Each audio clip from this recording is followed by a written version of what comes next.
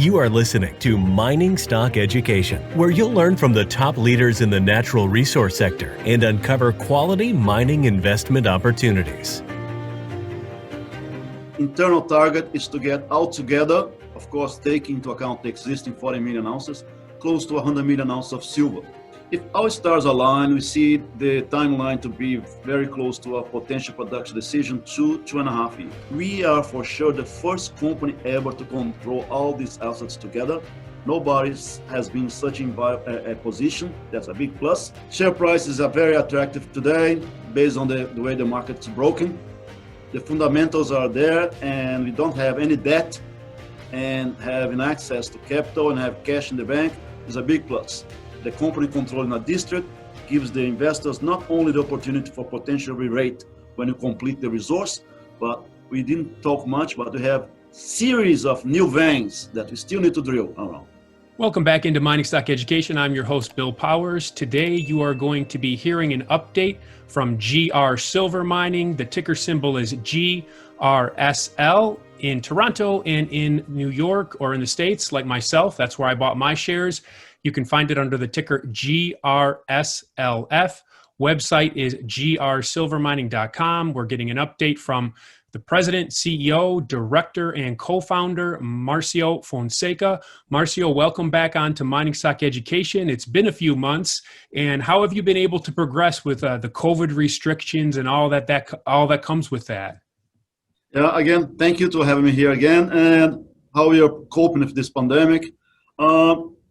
All the key executives of the company are fluent Spanish. And we put in place a plan that every month there's a person that goes to Mexico when they come back. We follow all the necessary quarantines to go back to the office. So far, I've been doing this since late August. And actually, I'm going to Mexico next week for 2 weeks. So we like to be close to the people on site, and being fluent Spanish help us to manage the day-to-day of 20 geologists at the project today. Wasn't it something like 5 geologists last time we spoke? Oh yeah, a lot has changed. Okay. So I'm sure there's some listeners that maybe aren't as familiar with the story. So perhaps we could just start by recapping the high-level general value proposition of why somebody might consider investing in your company.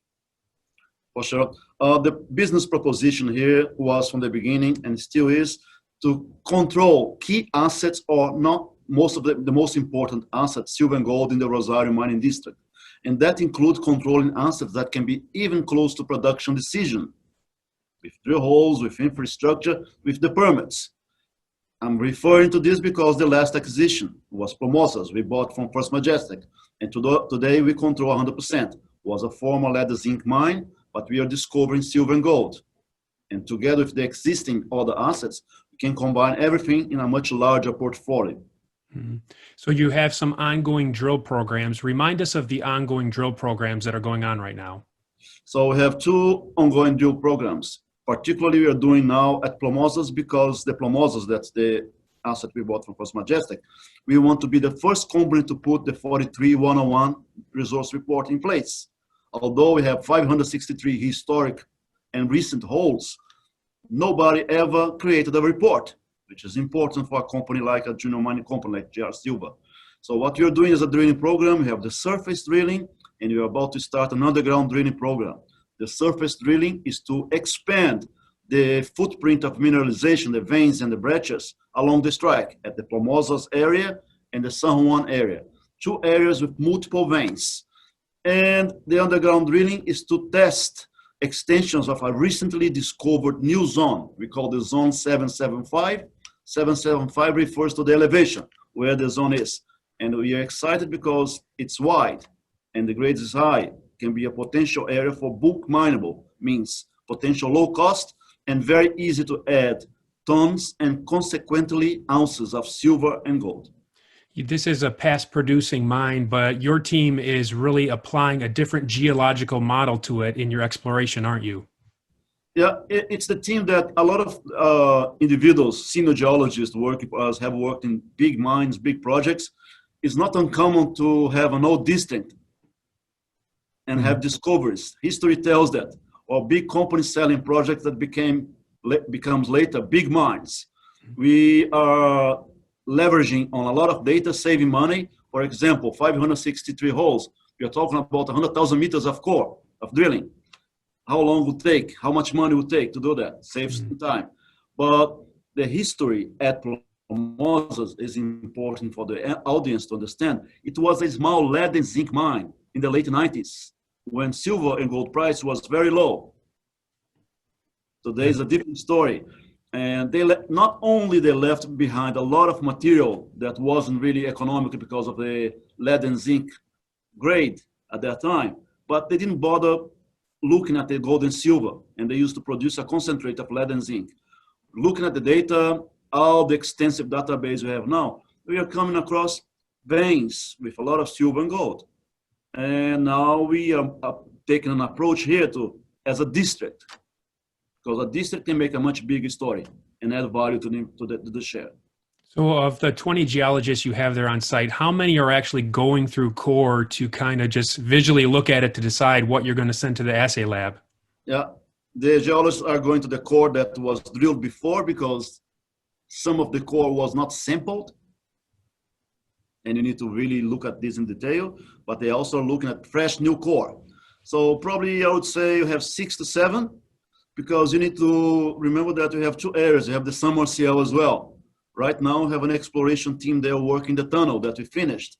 So we have 3 geologists there. We have a resource geologist, GIS, all this together. We have all the structure that's important to create the information and be consistently releasing news. And you're having set the goal of Q1 of next year for your first resource for Plomosas. You have about a 40 million ounce silver ounce resource at San Marcial. Can I pull a forward-looking statement out of you? What are your expectations or hopes for this resource? Well, our internal target is to get all together, of course, taking into account the existing 40 million ounces, close to 100 million ounces of silver, or some sort of equivalent, because it's very uncommon not to have other elements like zinc, lead, copper, or even gold in a polymetallic deposit or veins. Mm-hmm. That's the target. And the model conceptually at this point would be underground, of course? The model would be the following. We have the San Marcial can be open pit, potentially open pit, which is 5 kilometers from the Plomosas. That's the one that has all the permits, the infrastructure. Plomosas is more likely to be underground, but take into account that Plomosas has already 8 kilometers of tunnels. Mm-hmm. There. We don't need to excavate the tunnels, so saves money. So we can go underground and map the walls and sample. We are collecting samples. We are validating existing samples. We have a database now that is more than 5,000 underground samples that we are going to put this all together. We have engaged a qualified person. Actually, I'm going to Mexico in 10 days with him to start looking at the data as part of the ongoing work in resource estimation modeling. You have a huge hurdle already accomplished at Plomosas, that being the permits already in place. Are you able to kind of just take San Marcial as the little brother and kind of bring it in under that permit? How does that work in Mexico?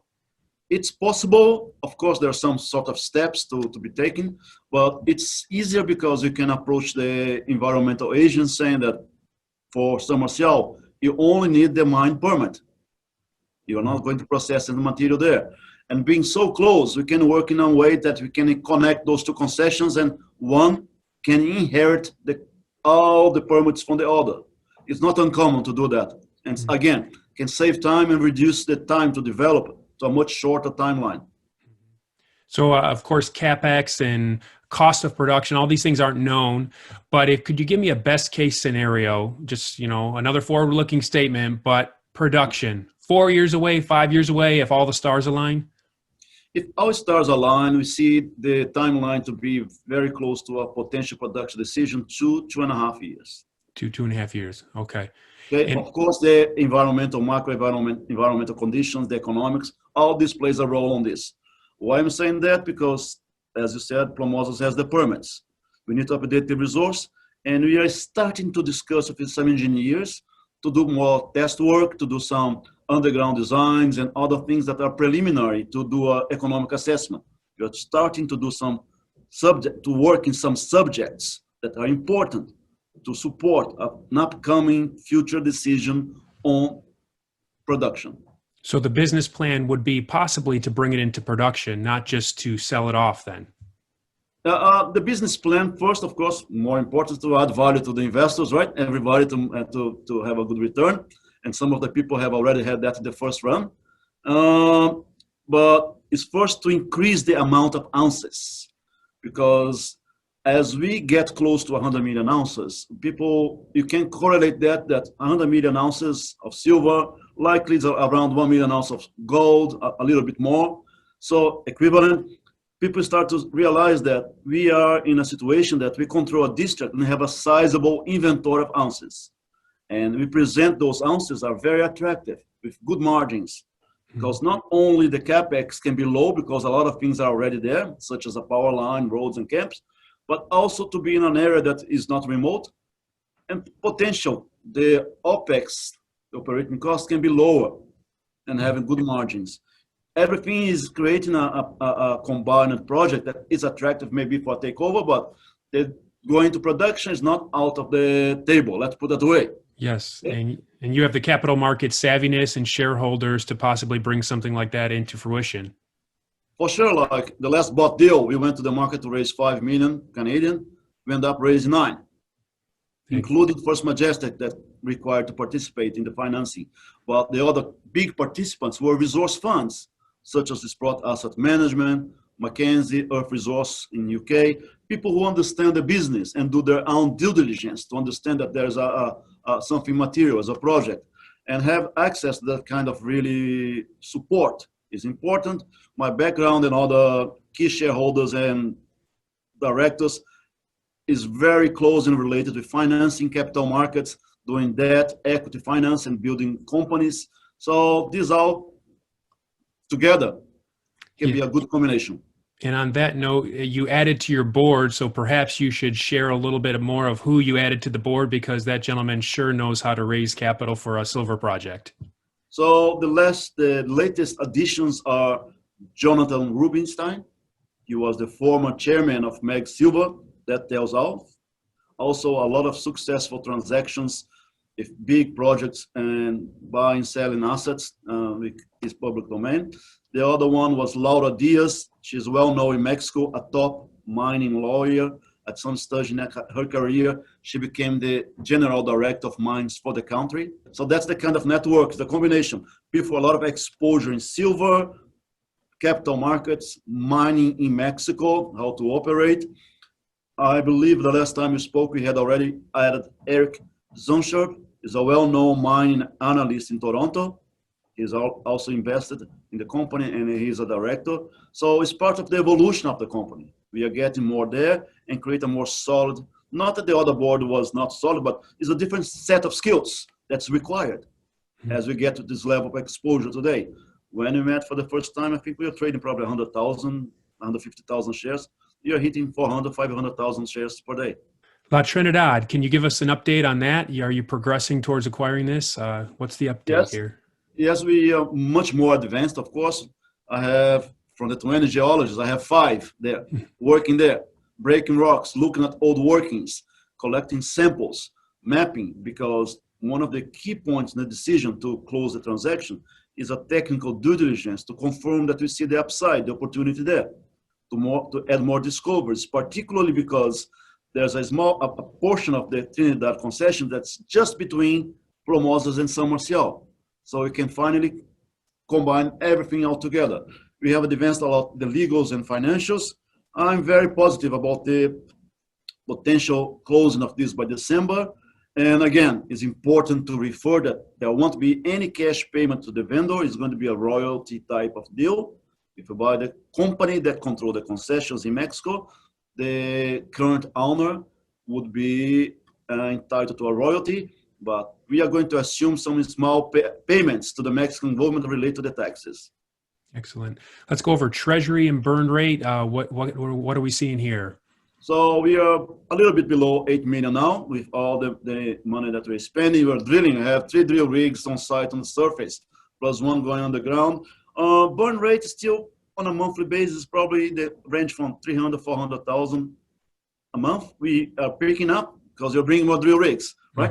Mm-hmm. But still cash position fully fund the company at least for 12, a little bit beyond 12 months. And like we discussed probably earlier, we have these warrants and options in the money. They are likely to bring probably 6.5 to 6.8 million Canadian to the Treasury between now and next year. Today, we have a senior money analyst covering the company. There's coverage. You have more analysts doing their homework to cover.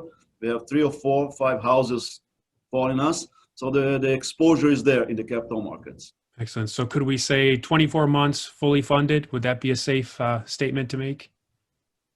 I would say close to, yeah. Close to, all right. Knowing all the things you need to do and you want to do, yeah. Well, Marcio, in conclusion, what more should investors know about GR's progress?